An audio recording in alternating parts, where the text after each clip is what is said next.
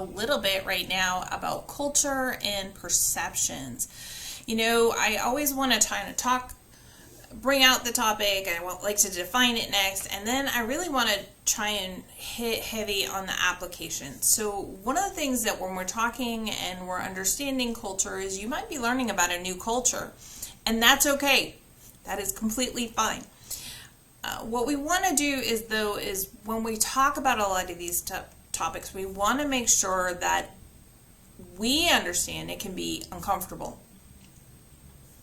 Sometimes people don't want to share information about, race, family, ethnicity, gender, religion, spirituality, languages, disabilities, socioeconomic status. We might be able to guess on some of these, but we might not be accurate. It might not be how they see themselves. And so we want to really make sure that we're fostering and enabling a sense of safety and familiarity. And that's one of the reasons why, as we have our visits with everyone, we are first establishing a rapport, and then we're building that to a trust level so that we can, first of all, we'll be able to understand more, and hey, this might be culturally significant to this family. And then being able to ask those kind of questions from that safe perspective, and then read the room, watch the nonverbal cues that we talked about in communication as to whether or not that question made them uncomfortable, they don't want to answer it, different things like that. All right. Now, also, as we delve into the world of culture, we want to talk for a second about stereotypes. And here's the thing, stereotypes are extraordinarily rigid. There's no flexibility in them whatsoever. They are held even if there is sufficient evidence to prove contrary. It might be completely wrong, but man, that stereotype is still stuck in your mind.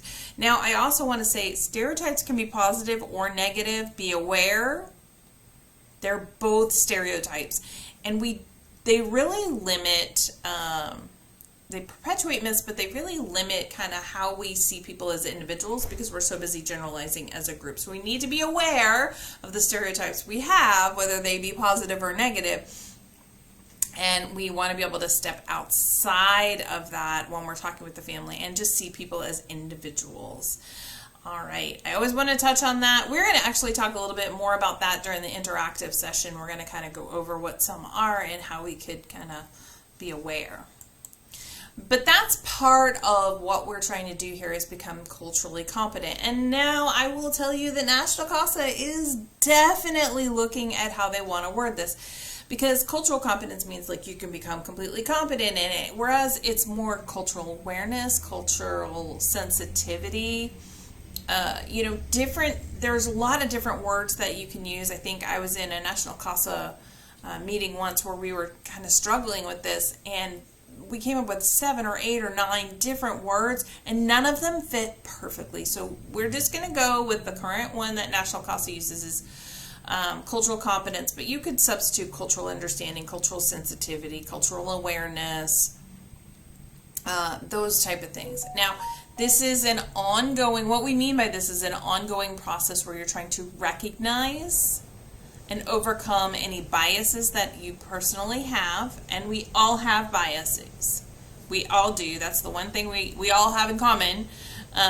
We want to be able to think beyond those, though, and not allow that to limit us. Go back to the example of you get our sense of so many times our volunteer advocates, we, for the most part, our culture even get up, use the restroom, brush your teeth, get dressed, about your day, eat breakfast, and go along. And then you could start to think, okay, well, if I think that is how things are supposed to be, but my daughter, as I shared at the time, thinks you don't brush your teeth till after you eat breakfast. And then there are people that don't eat breakfast at all. They use that as part of their fasting. And so I don't want us to be so stuck in a one way of doing things. We need to be flexible in our thinking and allow for the fact that other people in other cultures and subcultures like to do things differently, and understanding that we need to understand how this family functions. Now, if it's a hygiene issue, that might be something that they're not aware of. Like teeth brushing twice a day as opposed to once a day, different things like that are things that we've come across. That's a little different from, timing and how things are done. So we just want to be aware and informed so that we can really advocate appropriately for that child and family sense of culture. So there's a lot of cultures out there. Man, there are so many, and there are so many little things. And we're going to talk about, for instance, there are some cultures that don't make direct eye contact, where there are other cultures where if you don't make direct eye contact when someone's speaking to you or you're speaking in a conversation with someone, that's a form of disrespect. But other places, it's a form of respect. And so it's just crazy. So we will encounter other cultures, not just Native American, but Hispanic, so many. I can't even begin to describe them all. But we do want to say that there are ways to increase your cultural competence. There are resources in your community. There are libraries, museums, universities. I'm going to skip the internet and come back to that. Community agencies, communities of faith. So let me go through these last three again. First of all, just because the internet says it doesn't make it true. I have a daughter, my middle child, and she is really enthused about the Italian heritage that she gets from her father's side of the family. And so she's really kind of learning Italian and embracing the cultural language the culture over there and different things like that. Because she wants to go on a trip to Italy. And one of the things I've always taught my children when I was teaching them foreign language and different things like different foreign languages is I always want to teach them part about the culture so they have an understanding. And so she's doing that now as she's learning this culture. And one of the things is she went on there and she's like, well, how do they dress? And then you'll see all these blogs and videos that say, it's bright floral colors for girls and this, that, and the other thing. And then you'll see a lot of them say, well, actually locals use a lot of neutral tones. So just because the internet says it, just because YouTube says it, just because somebody says it, does not necessarily make it true. So check your sources on the internet, especially if you're doing things like Wikipedia where people can go in and edit it and change it and they might not have the best of intentions. So beware, beware, beware. Internet's not always right. But you can find some general information. And one of the things the internet is great at is helping you find local community agencies and communities of faith. If you have a case where the family is Jewish, we'll say, or Muslim or something like that, and you're not as familiar with that faith or that local culture. The Greek culture is a big one. They have Greek schools, they have Greek activity areas and buildings and facilities and things like that. They're very proud of their heritage, and that's awesome.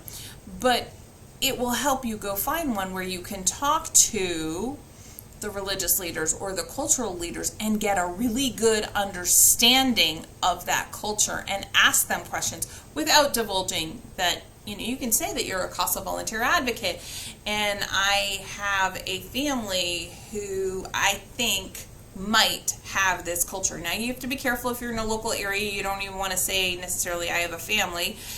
You might want to reach out to a different culture or someplace outside of your jurisdiction just so that you don't have that conflict of confidentiality or anything. But you can reach out and help me understand this, or this, or is there anything that I should be aware of as I advocate for this child and things like that. So community agencies and communities of faith are really wonderful places, and they are more than happy to be a part of that discussion. It is an incredible part of getting wonderful, rich background information. And by being willing to ask those questions and get that information, you're going to become a small part of that community, which is even nicer. All right.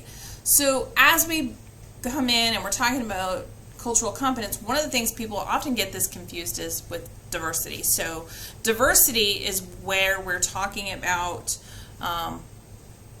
differences or a variety in people's identities or experiences. This could have to do with anything from race, ethnicity, national origin, sexual orientation, religion, abilities, socioeconomic class, gender, language, so many different things. How we are different is focused on the diversity, and you just pick how we're different. You know, if you go to a college and everybody's taking different majors, they're different. There's a diversity of intellectual pursuits in different areas of study. That's diversity. We a lot of times only associate it with race, ethnicity, national origin, things like that, but it actually refers to diversity of thought, diversity of opinion, diversity of class, economic status, etc. So then there's cultural competence. Cultural competence is really the ability to work effectively with people from a broad range of backgrounds, experiences, and viewpoints. And in that is an understanding of how their subculture works, how their subculture, what it means to be a part of that culture or subculture as well. Now, National CASA always wants us to pause here and talk about their vision. And I'm going to let you read that for a second for yourself.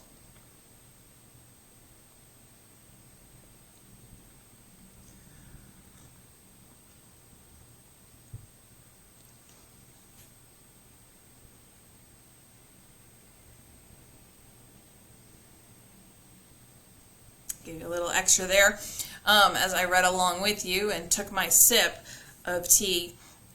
You'll notice that they just really want quality advocacy to come from the need to understand and respect and celebrate all those different things. And that's what their vision is to be able to do that best interest advocacy for the best interest of that child and therefore the family. The guiding principles to understand a child, we need to have some kind of understanding of their culture and their background and the impact that would have on family dynamics. No one culture is homogeneous. Within every group, there's going to be a great amount of diversity. Families have similarities, but every family is unique. And we want to be culturally sensitive to other people and other groups. We're not trying to evaluate their culture as a whole. We're just trying to bring in what is the best interest. And so we want to be really careful with that. And those are kind of the guiding principles that we use as we approach cultural competence. So as we're doing that, we need to understand that in a lot of places, not everywhere, there is disproportionality and disparate outcomes. So let's go ahead and talk about disproportionality in the child welfare system. Now, what I will tell you is it's kind of funny. In fact, I was just in a conversation with our judge here in Geary County recently about this. Disproportionality with regard to ethnic background. Actually, our numbers in our child in need of care cases in Geary County are pretty spot on in comparison to the population percentages. And that is a good thing because it doesn't mean that we have something that's very disproportional. However, if you go to our juvenile offender cases, our JV cases, it is extraordinarily disproportional. And there's a huge disproportionality. We find that certain minority groups are overrepresented in comparison to the population compared to others. And when I said that to her, she was very shocked because sometimes you have the same professionals working with both groups, and yet there's a huge disproportionality in one group. So why? Why JV is disproportional whereas SYNC is not? Interesting question, something that we are definitely exploring here in Geary County. Now, disproportionality, again, it's the overrepresentation or underrepresentation of various ethnic groups or various groups in different societal, political, or economic institutions. Don't only think race here, socioeconomic. We already have talked about poverty versus neglect. Poverty is overrepresented in the child welfare system, people that are below the poverty level. And so we want to make sure that we're very, very aware of that. Whereas statistically, when it comes to child abuse and neglect, there is absolutely no difference among races or socioeconomic backgrounds or anything. Unfortunately, the rates of child abuse and neglect are the same no matter what else we put it up against. And that way we've really found equity. Unfortunately, it's not a good way to have found equity.